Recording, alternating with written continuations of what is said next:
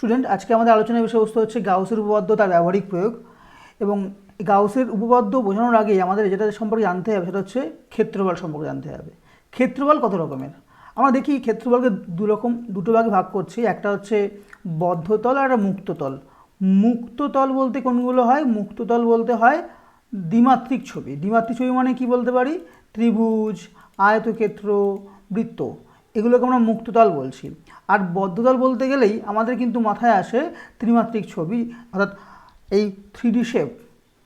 এই ছবিগুলোকে আমরা বলতে পারবো ত্রিমাত্রিক ছবি।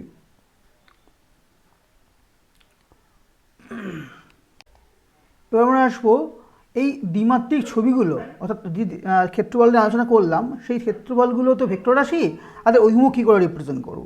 তো অভিমুখ রিপ্রেজেন্ট করার জন্য আমি 3টে অক্ষ টেনে নিলাম।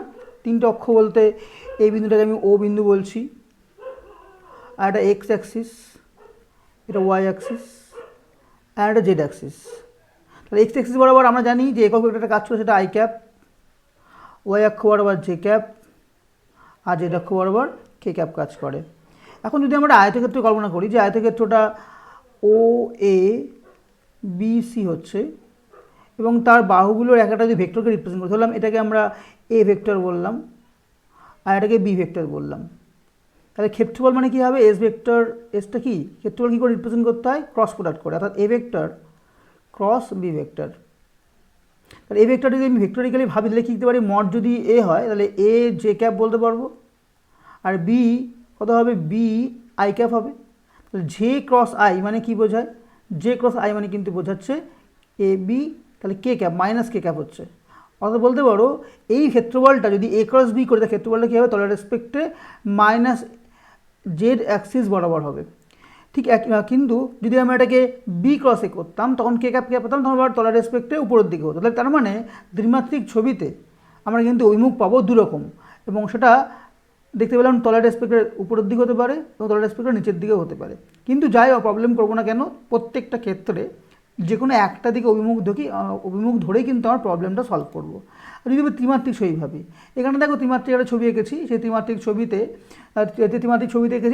ছবিতে আমরা প্রত্যেকটা তলে অভিমুখ সবসময় কিন্তু হবে তার তলের রেসপেক্টে বাইরের দিকে লম্বভাবে। দেখো প্রত্যেকটা তলের মধ্যে কিন্তু বাইরের দিকে লম্বভাবে ক্রিয়াশীল হচ্ছে দ্বিমাত্রিক ছবির ক্ষেত্রে। তাহলে এই তলের রেসপেক্টে উপরের দিকে রিপ্রেজেন্ট করার জন্য তলের রেসপেক্টে, তাহলে আমরা এই ছবিতে যে দেখো এঁকেছি তলের রেসপেক্টে নিচের দিকে, তার মানে তলের রেসপেক্টে ক্ষেত্রফল অভিমুখটা কোন দিকে? বেদিকে এই বরাবর আমরা রিপ্রেজেন্ট করতে পারবো এস ভেক্টরটা। এভাবে কিন্তু আমরা ক্ষেত্রফলের অভিমুখকে রিপ্রেজেন্ট করতে পারি। আবার ডট দিয়ে গোল চিহ্ন দিলে আমার তলের রেসপেক্টে উপরের দিকে, আর ক্রস দিয়ে গোল চিহ্ন দিলে আমার তলের রেসপেক্টে নিচের দিকে ক্রিয়াশীল হচ্ছে, ক্ষেত্রফলের অভিমুখকে রিপ্রেজেন্ট করছে। করব কোণ নিয়ে। প্রথমে কোণ বলতে গেলে কি বোঝায়? দেখো কোণ বলতে গেলে কি বোঝায়? দুটো রেখা যখন একটা জায়গায় একটা বিন্দুতে মিট করে তখন তাকে আমরা কোণ বলি। তাহলে এখানে একটা ও বিন্দুতে ও এ আর ও বি রেখা মিট করে একটা কোণ তৈরি করেছে। কোণটাকে আমরা থিটা নাম দিলাম, থিটা কোণ করেছে। এখন বিভিন্ন বিন্দুতে কোণ মানে কি? ধরো এখানে একটা বৃত্তচাপ আমি ধরলাম R1, আর এখানে একটা বৃত্তচাপ ধরলাম R2, আর এই প্রথম বৃত্তচাপটা ব্যাসার্ধ ধরলাম স্মল r2, আর এর ধরলাম স্মল r1। তাহলে কোণ মানে কি জানি আমরা? বৃত্তচাপ বা ব্যাসার্ধ। তাহলে থিটা মানে কি বলতে পারি? R1/R1 হতে পারে, আবার এমন কি না R2/R2 হতে পারে, সেটা ধ্রুবকই থাকবে। অর্থাৎ বলতে পারো যে কোনো বৃত্তচাপ, এই বৃত্তচাপগুলোর একটা দুটো রেখার মধ্যে যতগুলো বৃত্তচাপ পাবো প্রত্যেকটা বৃত্তচাপ একটা নির্দিষ্ট বিন্দুতে মিলিত করছে, সে কারণে সেই বিন্দুতে যে কোণটা ধ্রুবক হচ্ছে। এখন ঘনকোণ মানে কি বোঝায়? ঘনকোণ মানে বোঝাচ্ছে যখন কোনো একটা তল কিনা একটা বিন্দুতে মিট করবে তখন তাকে আমরা ঘনকোণ বলবো। তো আমরা কি করলাম, এখানে একটা S1 তলের কথা ভেবেছি, যে S1 তলটা ও বিন্দুতে মিট করছে, তাহলে ও বিন্দু একটা ঘনকোণ তৈরি করছে। সে S1 তলটা দূরত্ব যদি R1 দূরত্ব হয়, তাহলে ঘনকোণটা কত হবে যেন আলোচনা। S1 দূরত্ব যেমন R1 হচ্ছে, তাহলে এখানে ঘনকোণটা আমরা ওমেগা লিখতে পারি, যেটাকে আমরা ওমেগাতে রিপ্রেজেন্ট করবো। এখন S1 তলের পরিবর্তে একই রকমভাবে এই ঘনকোণের রেসপেক্টে আরেকটা তলের কথা ভাবছি, যেটা হচ্ছে S2 তল, এবং S2 তলটা ধরো R2 দূরত্বে অবস্থান করছে। ওকে, বললাম S2 তল ধরলাম R2 দূরত্বে অবস্থান করছে, এবং S1 ক্ষেত্রফলের যে অভিমুখটা সেটা এই ওভারে কাজ করছে n ক্যাপ, অর্থাৎ ওই বিন্দুতে সাপেক্ষে কিন্তু এস ওয়ানের লম্বটা আর দূরত্ব এই ভেক্টরটা যদি একই দিয়ে কাজ করছে, সেক্ষেত্রে ঘনকোণটা কত হবে, S one by R one স্কোয়ারের মানটা সমান সমান বলতে পারি S two by R two স্কোয়ারের মানটা, যেটাকে আমরা ঘনকোণ বলবো ওমেগা, যেটা কিন্তু ধ্রুবক হবে। আর ওমেগাটাকে ঘনকোণ দিয়ে ঘনকোণ বলা হয়। এই ঘনকোণের একক কী হয়, ঘনকোণের একক হচ্ছে স্টেরেডিয়ান। দেখো এখানে কিন্তু একটা খুব ভালো জিনিস অবজার্ভ করতে হবে, সেটা হচ্ছে এই যে তলটার ক্ষেত্রফলটা তো লম্বভাবে এখানে বাইরে দিয়ে কাজ করছে, তো বাইরে দিয়ে কাজ করছে মানে এই রেখাটা ও বিন্দু থেকে যে ও এম যে রেখাটা আর তলটা কিন্তু একই দিকে ক্রিয়াশীল হচ্ছে, সেক্ষেত্রে আমরা এটা পাবো। কিন্তু যদি কোনো কারণে একটা বিন্দুর রেসপেক্টে এই তলটার অভিমুখটা একটু পাল্টে যায় বা একটু কোণ করে থাকে, তখন কী হবে সেটা নিয়ে আলোচনা করব। দেখা যাক, সেটা নিয়ে আলোচনা করার জন্য একই রকমভাবে আমরা কল্পনা করছি। দেখো আমি ও বিন্দু রেসপেক্টে আবার একটা কল্পনা করছি, এখানে একটা এস ওয়ান সারফেস আর ডিএস ওয়ান কথা ভাবি, ডিএস ওয়ান সারফেসের কথা ভাবছি, যে ডিএস ওয়ান সারফেসটা দুটো ভাবলাম, যে সারফেসে এই বিন্দু থেকে দূরত্ব, মানে এই দূরত্ব ধরলাম আর ওয়ান। তো সেক্ষেত্রে এই ডিএস ওয়ান সারফেসের অভিমুখটা কোন দিকে কাজ করছে, আর ডিএস টু সারফেসটা, মানে আমি যদি এখানে ডিএস সারফেস ভাবি, সেই ডিএস সারফেসটা অভিমুখ কোন দিকে কাজ করে দেখা যাক। দেখো ডিএস ওয়ানের সারফেসের অভিমুখ কিন্তু কাজ করছে ও এম বরাবর, কিন্তু এই ডিএস ভেক্টরটার ডিএস ক্ষেত্রফলটা অভিমুখ কাজ করছে কোনো বরাবর, এদি এন দি এনপি বরাবর কাজ করছে, কিন্তু ওটা কাজ করছে এই বরাবর। তাহলে আর প্রশ্ন হচ্ছে এই বিন্দুর রেসপেক্টে যদি ক্ষুদ্র তল ডিএস ওয়ান ভাবতাম, আর এই বিন্দুর রেসপেক্টে কিন্তু ডিএস তলটা যদি ও এম এন পি বরাবর কাজ করে, তাহলে আমরা ও এম এর রেসপেক্টে যে বিন্দু এখানে যে মিট করছে বিন্দুটা যেখানে ঘনকোণ করবে, সেই ঘনকোণটা কী করে বার করবো। দেখো ডিএস ওয়ানটা যদি ও এর রেসপেক্টে ভাবি, তাহলে ডিএস ওয়ান বাই ও এ মানে হচ্ছে আর ওয়ান আর স্কোয়ার, সেটা সমান ডি ওমেগা হচ্ছে।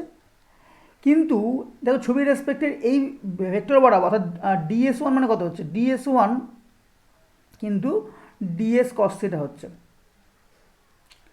যদি এর মধ্যবর্তী কোণ থিটা হয়, কারণ এই বরাবর ডিএস কাজ করছে, তাহলে এই বরাবর ডিএস কস থিটা কাজ করবে অবশ্যই। তাহলে আলটিমেটলি এখানে কিন্তু আমরা যে ঘনকোণটা পেলাম সেটা কত, dS cos theta by R square equal to D omega.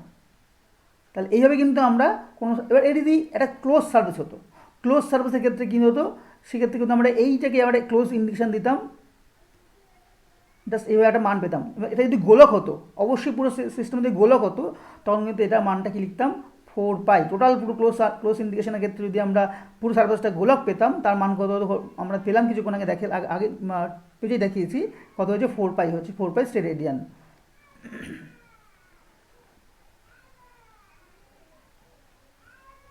ওকে, এবার শুরু করবো আমরা তড়িৎ ফ্লাক্স নিয়ে।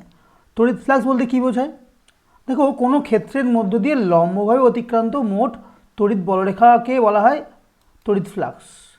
তখন প্রশ্ন হচ্ছে, এই যে কোনো একটা তলকে কল্পনা করা হলো, এখানে তলটা কি এস তল একটা কল্পনা করা হলো, যে এস তলটা এই ই তড়িৎ ক্ষেত্রের সঙ্গে লম্বভাবে অবস্থান করছে, বা বলতে পারো তলের সঙ্গে লম্বভাবে ক্রস করছে কে, তড়িৎ বলরেখাগুলো।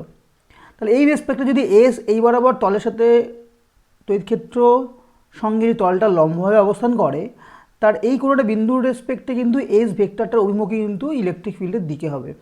অর্থাৎ ইলেকট্রিক ফিল্ড, তড়িৎ ক্ষেত্র প্রাবল্য এবং ক্ষেত্রফল বা ক্ষেত্র ভেক্টর এদের মধ্যবর্তী কোণ কিন্তু 0। তাহলে এই ক্ষেত্রে তড়িৎ ফ্লাক্স কী হবে, ফাই ইকুয়াল টু, মানে এস ক্ষেত্রফলের মধ্য দিয়ে ই সংখ্যক বলরেখা যাচ্ছে, তাহলে কথা হবে ফাই ইকুয়াল টু ইএস। তাহলে এই ফাই ইকুয়াল টু ইএস বোঝা গেল, কিন্তু একটা নির্দিষ্ট কোণ করলে কী অবস্থান হবে সেটা আমি পরের পেজে দেখছি। তো তার আগে তড়িৎ ফ্লাক্সের মাত্রা সম্পর্কে নিয়ে আলোচনা করি। মাত্রা কাকে বলবে, মাত্রা কী করে রিপ্রেজেন্ট করব, ফাইয়ের মাত্রা মানে হচ্ছে F by Q into E S, মানে ই মানে হচ্ছে এফ বাই কিউ বলতে পারি, এফ মানে কত হলে M L ⁻² into L square by IT. তাহলে আলটিমেটলি মাত্রা কত হচ্ছে এম এল কিউব ⁻³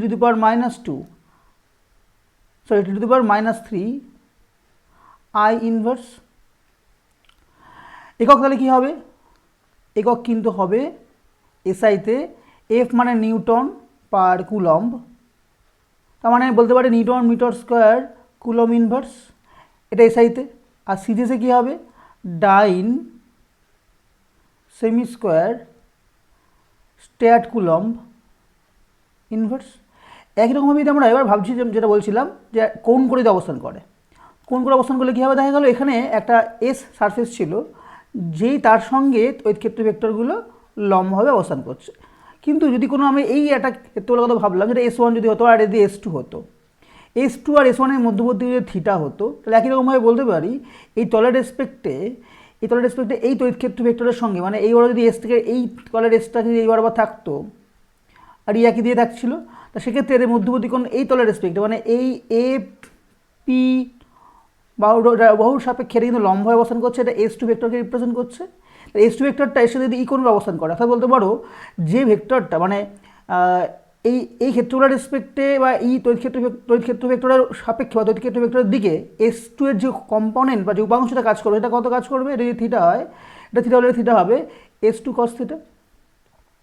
অর্থাৎ বলতে পারি এখানে তড়িৎ ফ্লাক্স ফাই হবে E S2 cos থিটা। যদি আমি ভেক্টরিক্যালি লিখতে পারি E ডট এস বলতে পারবো, S2 এখানে হবে, তো আলটিমেটলি আমরা বলতে পারি ফাই ইজুকালটা হচ্ছে E ডট এস। এখন বলছি এটা তো পুরো একটা ভেক্টরকে নিয়ে ভাবছিলাম, যদি কোনো একটা ভেক্টরের ছোট্ট একটা ভেক্টরের অংশ নিয়ে ভাবতাম তাহলে কী হতো, ধরো যে কোনো একটা সারফেস নেওয়া হলো, যে কোনো একটা বদ্ধতল, তার মধ্যে একটা ক্ষুদ্র ক্ষেত্রফল কল্পনা করা আছে এখানে ডিএস, এবং তার এই অবিন্দু রেসপেক্টে বলতে পারো এই এসের রেসপেক্টে এই যে এটাকে ডিএস এটা ভেক্টর কল্পনা করতাম যার অভিমুখটা দিয়ে কাজ করছে এন ক্যাপটা, তাহলে আর এই বিন্দুর রেসপেক্টে এই আর বিন্দুর রেসপেক্টে এই ও বিন্দুর রেসপেক্টে যদি এই পজিশন ভেক্টরটা দিয়ে কাজ করছে বা এখান থেকে যদি ইলেকট্রিক ফিল্ড মানে আধান যদি রাখতো এখান থেকে তো তড়িৎ ক্ষেত্র বা বললো বার করতাম বা বেরোতো, তাহলে এই রেসপেক্টে কিন্তু তখন তড়িৎ ফ্লাক্স কত হতো এই ডিএসের জন্য তড়িৎ ফ্লাক্স কত হতো D phi is equal to E dot DS. আর যখন পুরো সার্ভিসটার জন্য ভাবতাম তাহলে কী করতাম, একটা সামেশন করতাম, সামেশনের একটা ফর্ম কি ইন্টিগ্রেশন, তো ইন্টিগ্রেশন ওভার কার সার্ভিস ইন্টিগ্রালের উপর করতাম, সার্ভিস পুরো। আর যদি ক্লোজ হয় তাহলে যখন ক্লোজ ইন্টিগ্রেশন হবে ক্লোজ সার্ভিস হবে তখন ক্লোজ ইন্টিগ্রেশন দেবো, তাহলে একইভাবে ক্লোজ ইন্টিগ্রেশন বা ক্লোজ সার্ভিস ইন্টিগ্রাল ই ডট ডিএস। এই রেসপেক্টে কিন্তু আমরা তড়িৎ ফ্লাক্স বার করতে পারবো। স্টুডেন্ট এবার আমরা আলোচনা করব গাউসের উপপাদ্য নিয়ে। তা গাউসের উপপাদ্য কী বলছে, বলছে যে কোনো বদ্ধ তলের মধ্য দিয়ে অতিক্রান্ত মোট তড়িৎ ফ্লাক্স ওই তলের অভ্যন্তরে অবস্থিত মোট আধানের 1/ε গুণ বলে। তো এই একটা বদ্ধতল কল্পনা করেছি যার একটা ক্ষুদ্র ক্ষেত্রফল ডিএস ধরা হয়েছে। এবার দেখো যদি এমনটা ভাবা হয় এই একটা বদ্ধতল রয়েছে এস এর বদ্ধতল যার একটা ক্ষুদ্র অংশ ডিএস ধরা হয়েছে, যার ডিএসের অভিমুখটা এইভাবে কাজ করছে, ডিএসের অভিমুখটা এইভাবে কাজ করছে, তাহলে ডিএস অভিমুখ যদি এইভাবে কাজ করে তাহলে দেখো এই ও বিন্দুতে যদি একটা আধান কিউ রাখতাম এবং আর দূরত্বে এখানে একটা পি বিন্দুতে যদি আমি তড়িৎ ক্ষেত্র বল বার করতাম, তাহলে দূরত্বটা যদি আর হতো তাহলে এই আর দূরত্বে এবং এই বরাবর আর ভেক্টর কাজ করছিল, একইভাবে এই বরাবর তড়িৎ ক্ষেত্র বললে কাজ করবে।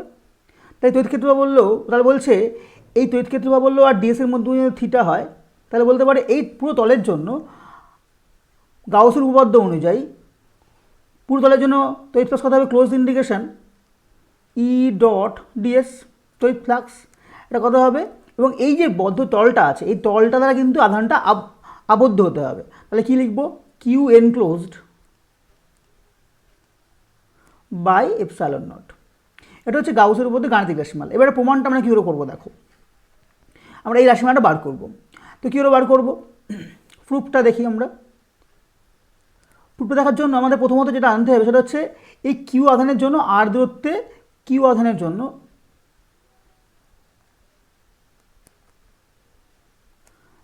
আর দূরত্বের পি বিন্দুতে তড়িৎ ক্ষেত্র বলে কত হবে,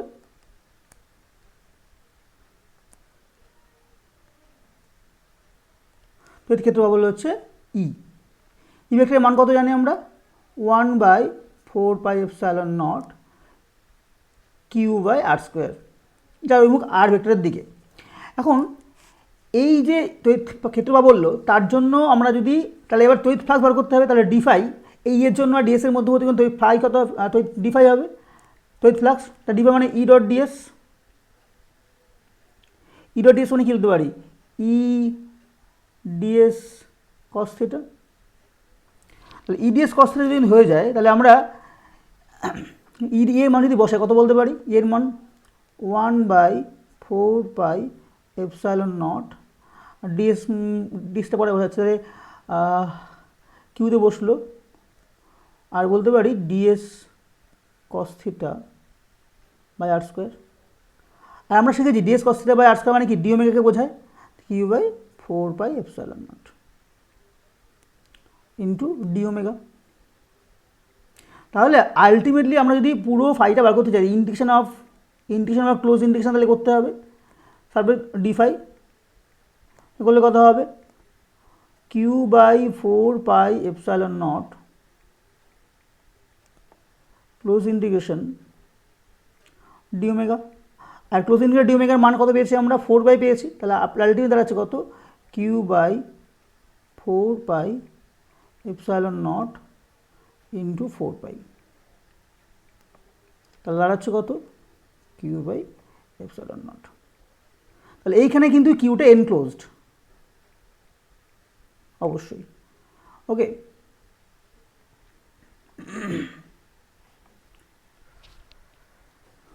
আলোচনা করবো গাউসের উপপাদ্যের ব্যবহারিক প্রয়োগ, উপপাদ্যের প্রয়োগটা। তো প্রথমে যেটা করবো, সুষমভাবে আহিত দীর্ঘ ঋজু পরিবাহের জন্য কোনো বিন্দুতে তড়িৎ ক্ষেত্র প্রবাহ নির্ণয় করবো। একটা দীর্ঘ ঋজু পরিবাহী নেওয়া হয়েছে, যার থেকে একটা পি আর দূরত্ব অবস্থাটা বিন্দুতে আমি তড়িৎ ক্ষেত্র বল বার করবো। আর দূরত্ব কোনো বিন্দুতে, এই বিন্দুতে আমরা তড়িৎ ক্ষেত্র বল বার করবো। তো বার করতে গেলে কী করতে হবে, যখনই আমরা তড়িৎ ক্ষেত্র বল বার করবো তাহলে এই যে পরিবাহীটা রয়েছে তার একক দৈর্ঘ্যে, এই পরিবাহীটার একক দৈর্ঘ্যে যদি আধান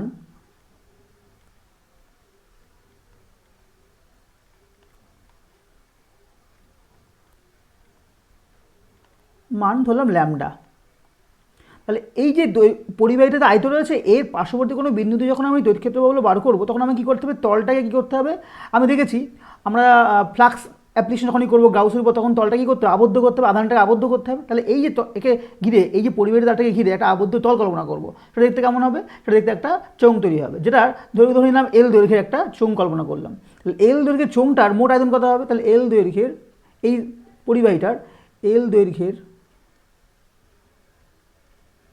আধান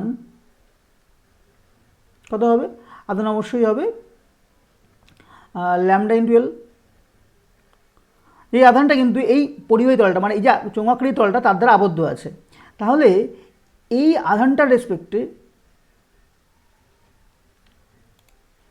এই আধানটার রেসপেক্টে যদি আমরা তড়িৎ ক্ষেত্র বল বার করতে চাইছি তাহলে এর রেসপেক্টে তড়িৎ ক্ষেত্র বল অভিমুখ কোণ দিয়ে কাজ করবে, তড়িৎ ক্ষেত্র বল অভিমুখ নিশ্চয়ই কাজ করবে এই বরাবর।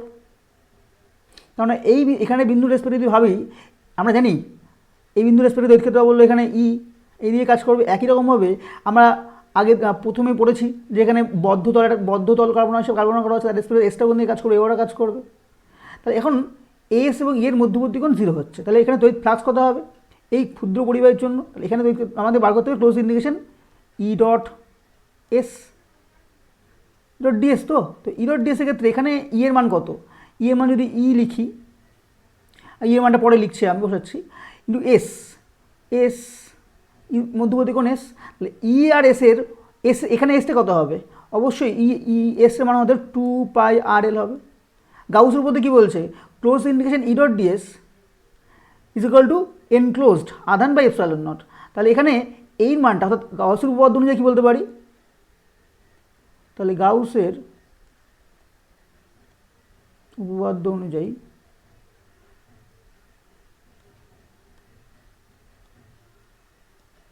তাই বলতে পারি ইন্টু 2πRL। আমার উদ্দেশ্য কিন্তু বার করা, 2πRL সমান কত হবে, টোটাল চার্জ কত QL আর এপসাইলন নট, মান কত বেরোচ্ছে, ইজ ইকুয়াল টু বেরোচ্ছে এল কেটে যাচ্ছে ল্যামডা বাই এখানে এপসাইলন নট হবে 2πR এপসাইলন নট। এটা যদি আমরা সাজিয়ে লিখি ওইভাবে তাহলে লিখতে পারি 1/4 এপসাইলন নট 2 ল্যামডা বাই আর। তড়িৎ ক্ষেত্র বলে মান হবে, এই তড়িৎ ক্ষেত্র বলে মানটা দেখলাম, তাহলে এর অভিমুখটা কোন দিকে হবে সেটা বুঝতে পারছি, বলে রেসপেক্টে বাইরের দিকে হচ্ছে। আমার প্রশ্ন হচ্ছে এই যে এবং আর এর মধ্যবর্তী মধ্যে গ্রাফ আঁকা যায়, গ্রাফটা কেমন দেখতে হবে, গ্রাফটা দেখতে হবে এইবার যদি তড়িৎ ক্ষেত্র বল ইকে রিপ্রেজেন্ট করা যায় আর এবার যদি আরকে রিপ্রেজেন্ট করা হয় তাহলে দেখা যাবে গ্রাফটা হবে জাস্ট এইরকম, ওকে।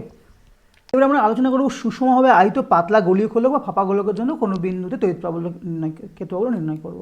তো অবশ্যই খোলকের বাইরে কোনো বিন্দুতে নির্ণয় করবো। একটা গোলীয় খোলক কল্পনা করা হচ্ছে যার ব্যাসার্ধ হচ্ছে ক্যাপিটাল আর ব্যাসার্ধ। তাহলে এবং এর আধানের তলমাত্রিক ঘনত্ব, আধানের তলমাত্রিক ঘনত্ব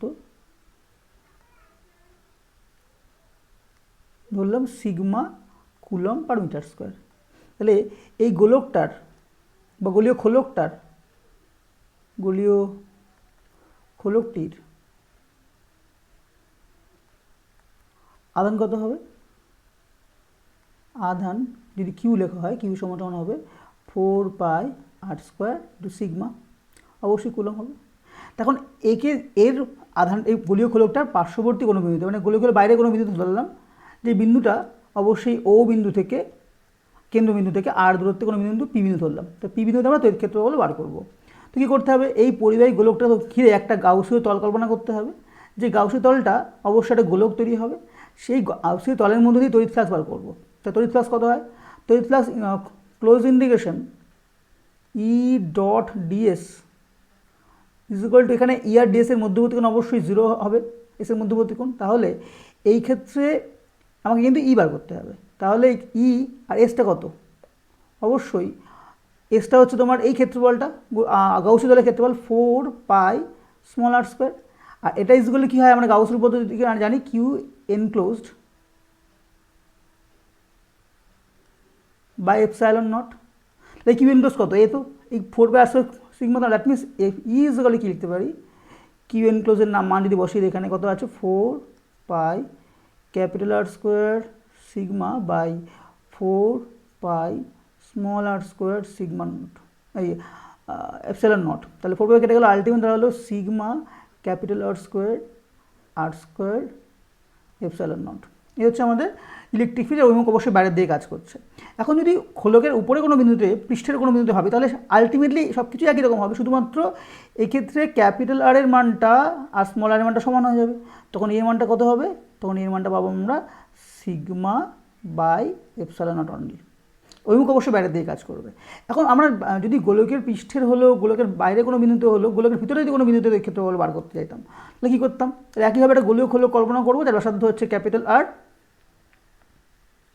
এবং তার ভিতরে কোনো বিন্দুতে আমরা ক্ষেত্রফল বার করবো যেটা স্মল আর দূরত্বে, ও বিন্দুর রেসপেক্টে পি বিন্দু দূরত্ব। তাহলে পি বিন্দু দিয়ে একটা গোলীয় খোলক কল্পনা করব, যে গোলীয় খোলকটা দ্বারা কিন্তু এই পুরো আধানটা আবৃত হচ্ছে না, কারণ আধান বাইরে পৃষ্ঠে অবস্থান করে আর আধানের ভিতরে এই গোলীয় গাউসীয় তলটা কল্পনা করা আছে। তাহলে implies that close surface integral E.ds সমান কত হবে, Q enclosed by epsilon nought হয়, কিন্তু এখানে এনক্লোজ তো চার্জ নেই, কারণ এনক্লোজ চার্জ 0 হচ্ছে। দ্যাট মিনস এক্ষেত্রে কিন্তু ইলেকট্রিক বিল কত হচ্ছে 0, অর্থাৎ কোনো গোলীয় খোলকের ভেতরে কিন্তু তড়িৎ প্রবাহ ক্ষেত্রফল কত হবে 0। ঠিক এরকম এই তড়িৎ ক্ষেত্রফল যদি আপেক্ষে যদি একটা গ্রাফ আঁকা যায়, গ্রাফটা কেমন হবে দেখো, গ্রাফটা যদি আমি এখানে এবার আবার আরকে রিপ্রেজেন্ট করি, আর ভেক্টরকে, আর এবারও যদি আমরা ই ভেক্টরকে রিপ্রেজেন্ট করি, তাহলে একটা গোলীয় খোলকের রেসপেক্টে ভাবো, একটা গোলক কল্পনা করছি ব্যাসার্ধ ক্যাপিটাল আর, তাহলে এটা ক্যাপিটাল আরকে রিপ্রেজেন্ট করছে, এটা minus capital R plus capital R অবশ্যই। তাহলে এই রেসপেক্ট যদি গ্রাফ আঁকি তাহলে এই যে আর বরাবর, অর্থাৎ এখান থেকে কিন্তু তড়িৎ ক্ষেত্রফল বার করছি পারবো, তারপর থেকে কী হবে কমতে থাকবে, অর্থাৎ এইখান থেকে আমাদের মানটা জাস্ট এরকম করে কমবে, একই রকম করে এইদিকেও এরকম করে গ্রাফটা পাবো আমরা, ওকে।